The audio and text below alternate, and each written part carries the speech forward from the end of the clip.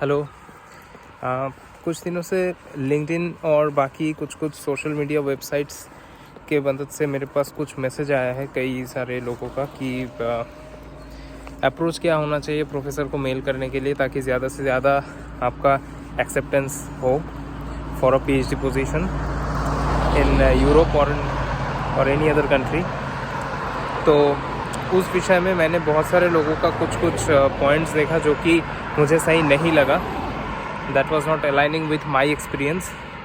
सो मैंने ये सोचा कि एक बार वो क्लियर कर देता हूँ, क्योंकि बहुत सारे लोग बहुत ज़्यादा एप्लीकेशंस डालते हैं, अंधाधुंध एप्लीकेशंस करते हैं, लेकिन रिप्लाई उतना नहीं आ पाता। तो उसका बेसिक रीज़न मुझे जो समझ में आया वो यही है कि आप बहुत सारे लोगों को अप्लाई इसलिए करते हो क्योंकि वो शायद एक पोजीशंस पे हैं, असिस्टेंट, एसोसिएट और प्रोफेसर पोजीशन में भी, बट उनके लैब में अभी वैकेंसी है या नहीं, ये पहली बात है देखने का। अगर वहाँ पे वैकेंसी है तो ही उनको आप एप्लीकेशन भेजो।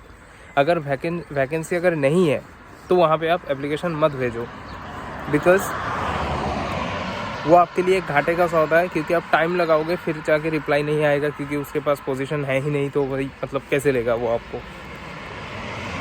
तो इस बात को ध्यान में रखना कि जब भी आप एप्लीकेशन करो तो जिसके पास पोजीशन है, एडवर्टाइजमेंट आया है, उसके पास आप अप्लाई करो।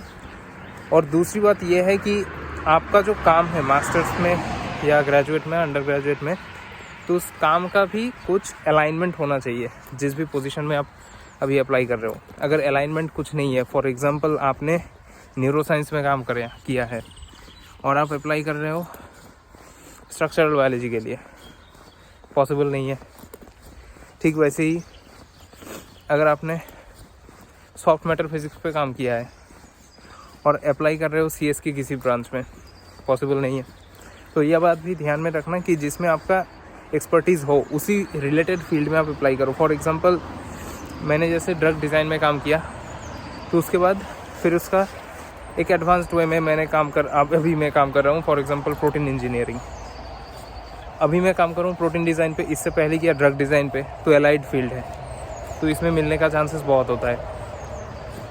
अब अगर बिल्कुल ही लिंक्ड फील्ड नहीं होगा तो आप शायद शॉर्टलिस्ट हो जाओ, लेकिन इंटरव्यू के बाद आप जाके अटक जाओगे, क्योंकि प्रोफेसर का जो रिक्वायरमेंट है लैब में या फिर उसको जो एक्सपर्टीज़ चाहिए वो आपके पास है नहीं। तो वो ये बहुत ध्यान रखने वाली बात है।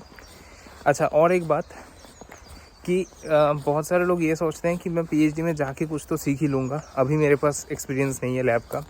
ये भी अब्रॉड में एक्सेप्टेड नहीं है, क्योंकि आपका कुछ ना कुछ मतलब स्किल होना चाहिए। फॉर एग्जांपल अगर आप, जैसे मेरे फील्ड का बात मैं कर सकता हूँ, बाकी का तो पता नहीं। जैसे फॉर ड्रग डिज़ाइनिंग अगर आपको कंप्यूटेशनल एनालिसिस करना नहीं आता तो टेस्टिंग आना चाहिए, वो भी नहीं आता तो एडवांस फेस टेस्टिंग आना चाहिए किसी माउस मॉडल में या फिर ऐसे।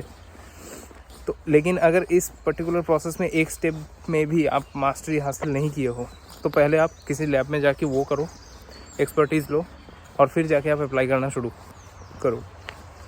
ठीक है, all the best. Hare Krishna.